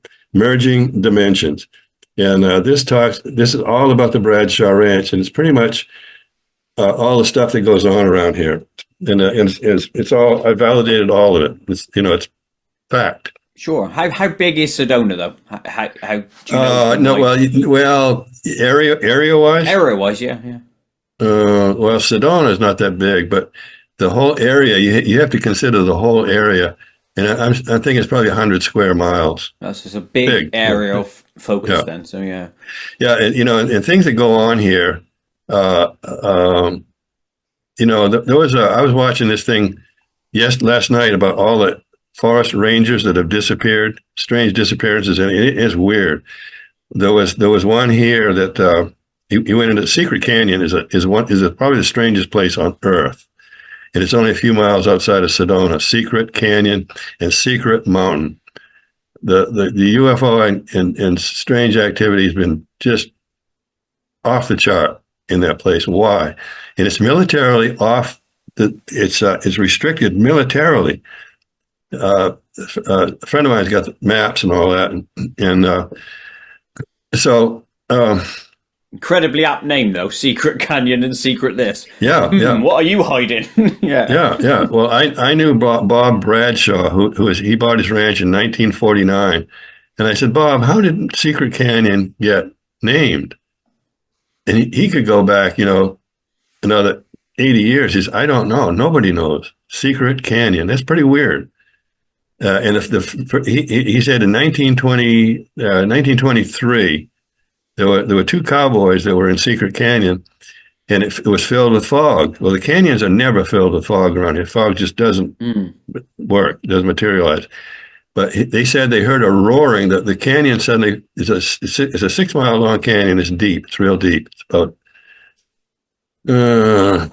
200 or 300 meters deep. Anyway, so they heard this roaring sound, and they thought there's a train station near Flagstaff. So they figured somehow they got lost, which would have been impossible. And they were up at Flagstaff. So this bright light came over the rim and came down into the canyon, and that was it. They don't remember anything else. So they were abducted, 1923. So of course, then they knew nothing about abduction and all that. And so way before the Kenneth Arnold supposedly kicked it all off, and Roswell and stuff. And the nuclear. Interesting. So hotspots then. It's obviously a hotspot in Sedona. Now, we talked a little bit about magnetic earlier. Magnetic. Yeah. In ley lines, presumably, that's all mixed in. Yeah. Have you done any research on that? Oh, I sure have. I was at a friend's house. This is about 30 years ago at a friend's house, and I said, there's a ley line that runs right through the middle of this kitchen. I can if I look, I can see him. Oh, so wow. Guess who was in the house? A guest. The personal physician of Queen Elizabeth. He was there. Right, okay. Yeah, and so he was a dowser, and so he dowsed the kitchen. He found it exactly where I said it was.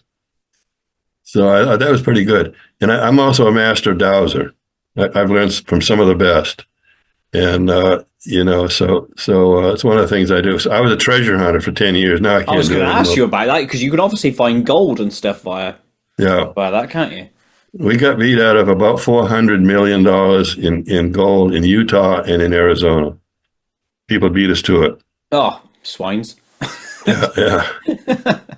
And so, and these people never, and one of them disappeared. Danny, he was a master treasure hunter, and he disappeared. All of his equipment still at his house. His house is empty, and he lived alone. And he went off on a trip because he's found a lot of gold. He'd hike these old stagecoach roads, and with a metal detector and dowsing rods, and Danny disappeared. He went on a trek somewhere. He's never been seen since. Nothing suspicious about that at all, eh? No, yeah, right. I mean, I mean, he was the kind of guy that would get into places he shouldn't have been. So he must have. And I was talking about this ranger. Oh yeah, go on. And doggone it, I can't remember his name now. He's 22 years old, but he went into and he was a survivalist. He knew everything about survival in the forest. He went into Secret Canyon and never came out. They've written books about him, David something or another, and they've never found a trace of him. So he saw something that they wouldn't let him go, something he shouldn't have seen, and it because Secret Canyon is a strange place. It was when he disappeared too. There were aliens seen it there, and oh yeah, and the I call them the gunpoint incidents. It's been about sorry. That's all right. There's been about 35 gunpoint incidents, and there was in Secret Canyon too. I interviewed a guy named Light, and he was about halfway into Secret Canyon, and he ran into these guys. They were U.S. uniforms, but no insignia. They always had the insignia off.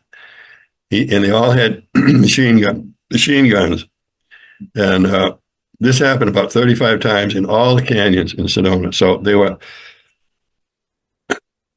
and big truck convoys would disappear into the canyons, just vanish. They went into something. Obviously an underground base then, eh? Of some variety. Yeah. And so light was going on, and this guy said, "You're entering it in a military restricted zone.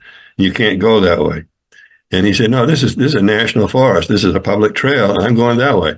So a guy stuck an M16 right on his nose and said, "You take one more step, and I'll pull the trigger." So, and I interviewed him. So he went because he turned around. I mean, anybody would have, but.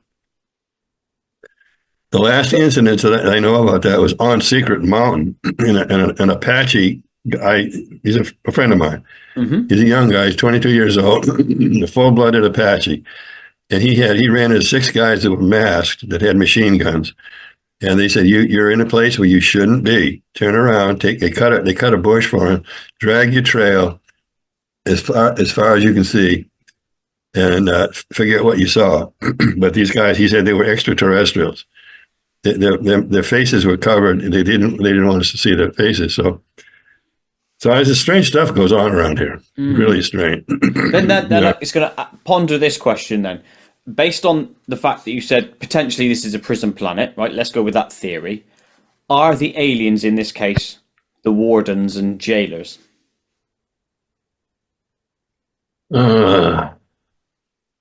Probably. But to what extent are we prisoners? Because the door is probably wide open and nobody can figure out that's the way to leave. So I know for a fact that aliens are so tired of us being so stupid, they're going to do something to nudge us, to get us into a better, more future place. I know that's happening. It's happening right now. Some of the weird things are going on. They're not going to attack us. They're not going to, but they're just going to. They're going to really shock the hell out of some people. And it's with all this drone stuff that's going on in the U.S. It's all over the world actually. Part of that is extraterrestrial technology. That's what I thought. And then the rest of the drones are cover up, just try and hide. Yeah. It. Exactly. Yeah, exactly. So we just got to go. Oh, excuse me. Okay. We just got to go with it for now and just visualize the best. That's all we can do. Alien abductions. Oh boy, yeah. You got another 2 hours. We'll have to be quite quick. We'll be 5 minutes on this. What do you think they're for? Yeah. Let's just go straight to the end. I've been for years. I interviewed probably. I say 200, probably 400 people, alien abductions and contactees. So I'm pretty knowledgeable. I'm right up there with the smartest. No, I was involved with a lot of people that were alien abductions and contactees. And I interviewed hundreds of people. And some of this stuff, I'll give you one example. There was a woman, a woman in Half Moon Bay, California, which is close to San Francisco. She had a nice house right on the beach. It's probably $1 million house. So three different types of aliens would show up, and they'd land on her porch, and then she could hear them walking towards her big picture window, living room, and they'd walk right through the glass. And she would run into the bedroom and pull the covers over her head, that'll work every time. So I said, you know what, you really ought to leave that place and move to San Francisco. And she did, because it's not going to get any better. But she said they're all different. One was the little ones, they were like 3 feet tall, the bigger ones and like the grays, and they were three completely different beings. And I have a bunch of stories like that. And I work with the Indians around here, the Navajos, the Apaches, the Zunis, some of the Indians. I just wrote a long thing about it on the internet. Indians don't lie. They just don't. It's not in their nature to lie. So if an Indian, like a Navajo, tells you a story, they're telling the truth. Mm. So anyway, I spent a lot of time, and the Apaches even more so. I had some very close, high Apache, officials in the Apache Nation. And they talk about, the way I talk about extraterrestrials ain't nothing compared to the humanoid stuff that they had been dealing with, that coming into their houses. So, and people just don't talk about this stuff enough. It's happening, so. But if you were pressed, right, all the money that you own, Tom, or all your relationships, everything you own, you put your money on it. What are you saying abductions are for, from all your research and that? I can tell you exactly why. All the abductions, all the BS you hear about them, every single person that was abducted, their consciousness was extremely raised. They took better care of themselves. They took better care of animals. They ate better. They were kinder to people. Every single one of them. So that's what the aliens were trying to raise subconscious. They were trying to change us. I mean, we really are a bunch of dummies. We really we're ostriches with our heads stuck in the sand, because we're not aware. Not aware. We're not. Considering the what we think is impossible, that sort of thing. So their opening minds is ultimately their agenda. Opening minds, exactly. Yeah. Interesting. I like it. We can just put it that simply. Cool. I want to ask one question about speaking events versus your book writing stuff. So, of all the mediums you've worked in, what would you say is your favorite? Writing books, interviews and appearances, or training people, or speaking engagements? I don't do on stage stuff anymore, because I just don't have the energy to do it. But I've talked to as many as 10 million people, like on Coast to Coast. It was 9 million people, on prime time when I was on. So, I like a little bit of everything, but some things I can't do anymore. I don't have. I'm going to be 80 years old in a couple of weeks, so I just can't do it. But I like writing books. No, I've had an offer to do 3 books by literary agents, and I said, they'd probably sell real well, but I'm just, other writers would kill to be in that position. But I said I don't have the energy to do it. They'll get published when I'm probably 82 or 83 years old. And I mean, am I even going to be here then, you know? What a wonderful thought, eh? Yeah. But we all have to clock out at some stage, and that's the weird thing again of life, isn't it? There's an end point to all of us. Okay, let's wrap things up now as we enter the Koit Zone. Koit Zone! So in the Koit Zone, Tom, I ask you some random questions, so answer best you can. And we will start with this simple one. What is your favourite food item? Probably chicken. Good chicken. Good chicken. And are you roasting it, frying it, or what are you doing? Yeah, well, organic chicken. I mean, the stuff is wild, raised organically. Yeah, sure. That free stuff. range. Yeah, but yeah, chicken. Lovely. To you, what is the best time of day? Oh, yeah. It used to be mornings. Now it's around. I do almost all my interviews now around 5:00. So it'd be around 5:00. Our time here. Okay. Anyway, from 5 to 9. Those are my best times. That's your best hours. The highest. Yeah. No, cool. What would you say is the bravest thing you've ever done? Well, yeah, I've almost been killed about 6 times. Whoa. It's just luck. Like, for instance, real quick, I was a distance runner for a long time, and I never stopped to tie my shoes or tighten my shoes. But this one time I stopped because one of my shoelaces was just too loose. So I was retying and I was bent down, and a car came the other way. It was a woman driving pretty fast, and there was a bridge right there, and she skidded on the bridge. And then the car went sideways and it flipped over, and it went way, way down into a gully, in a wet swamp. I would have been right on that spot where the car flipped over if I hadn't stopped to tie my shoes. So, which I never did. I never stopped to tie my shoes. So, and I've gone after stuff that just scares the hell out of people. The fear thing. You got to confront your fears. I would hunt them on their turf. One thing I won't is dogmen, werewolves. They're werewolves. England's got them. I was going to ask you about cryptids, but we'll save that for another time, maybe. Yeah, no, I will not mess with dogmen at all. And they are werewolves. They're werewolves, and there's a lot of them in this country. That's no, I have nothing to do with dogmen. I studied them for about a year. Whoa. Well, maybe I'll pick your brains on that another time, Tom.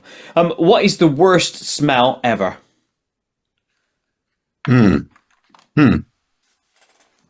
Rotten flesh, a rotting animal, for sure. Yeah, it's not nice, is it? To be fair. No.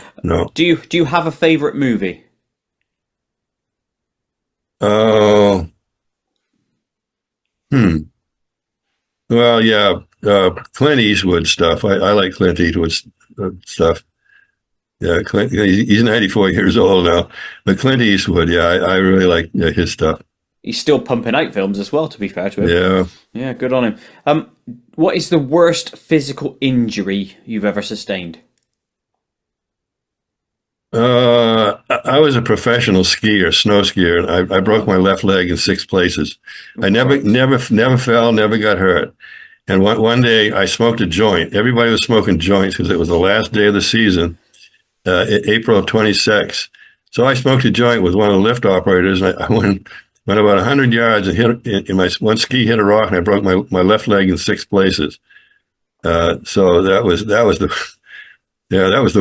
worst. And the moral of the story is never smoke. Yeah. That stuff. Yeah, right. What's the best thing you've found? When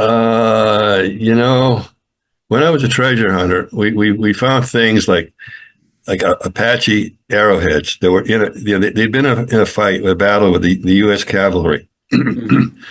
And we found because the cavalry had guns, and the Apaches generally only had arrows, and so I found obsidian, natural glass, perfect arrowheads that had been shot at some U.S. cavalrymen. So I guess it'd be that.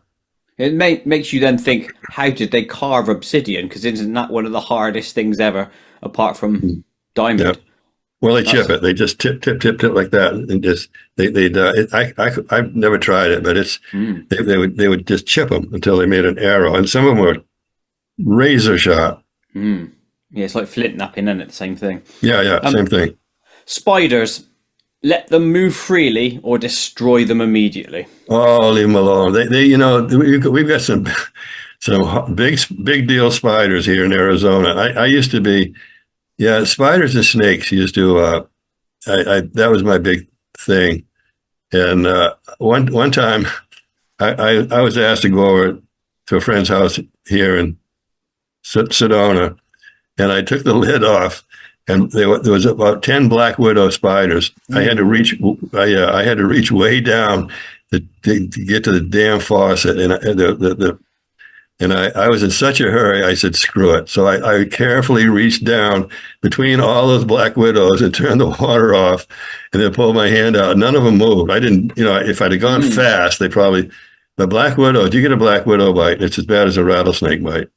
Yeah, not good. I was speaking to Kay Randall May last week or the week before, and she was telling me about Arizona with black widows and then bloody big tarantulas everywhere. Oh, the tarantulas are fun. You can once you get used to tarantulas, they're harmless. I mean, you gotta kind of batter them around a little bit. If you just pick them up carefully, they'll walk up your arm and all that. No.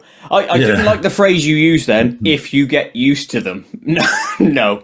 Well, I was one time I was with a friend and he they stopped. A guy had a flat tire, so we helped him, and he had a big toolkit. And we opened the toolkit, and there was a little tarantula. It was about that big, in there.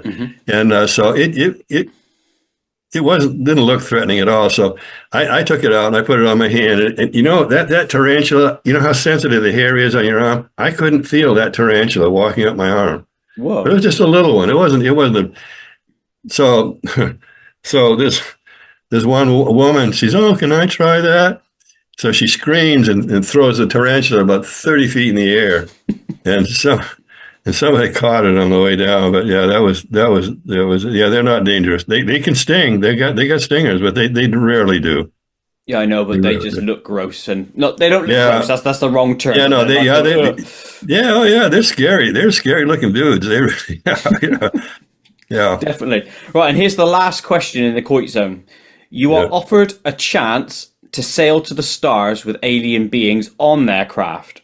It's a one-way journey to wherever they're going. Would you accept? Yeah. If it was a nice place, most aliens would live on far better places. The food, the attitudes, the housing. This is a beautiful planet. I mean, extraterrestrials said their Earth is one of the most beautiful planets in the universe. But us humans are screwing it up real bad. So I would leave just for that reason, especially now at my age. I'd go. Oh, fair play to you. I don't know if many people would do that, so well played. Right, that's the end of the Koit zone, which leaves us 2 final questions before we wrap up. What else do you like to do in your downtime? Any activities or guilty pleasures? Oh, yeah, that's a good. I used to be I've ridden 38,000 miles on a road bike. So, but no, I really don't have anything anymore. I've outlived it, but just sitting in the sun, I guess, would be now. I mean, I've done everything you can think of. And I just, I say just sitting in the sun on a nice day in Arizona. Yeah. Sitting in the sun and enjoying the day. No, that's good. Yeah. A lot of people don't take time to just sit still and relax and enjoy, do they, anyway? So fair play. No, yeah. That leaves us the last question. Upcoming projects and your future. Are you currently working on anything? Yeah, I'm going to be doing remote viewing talks. I've got a big group coming. I'm going to make some serious money. So yeah, I'm going to be talking about remote viewing because that's a drive that I have. I just want, I'm hoping I can create a couple of people that will create like a a flash, that will go to millions of other people. So I'm going to be doing remote viewing workshops by myself. And no, I'm not advertising it. They're all lined up, so I don't. That's even better, then, isn't it? Yeah, I get asked all the time. Can you teach me to remote view? And I said, no, I'm not that exactly. I just have groups that come here that want to learn about remote viewing. So I'm going to do that. And I'm getting paid real well for it. Yeah. Well, fair play to you. Right, Tom, that is the end of our show. So thank you ever so much for coming. It's much appreciated. I will say this to anyone listening or watching. Check out the links to Tom's site in the description to this video. Thank you ever so much, Tom. Yep. Thank you.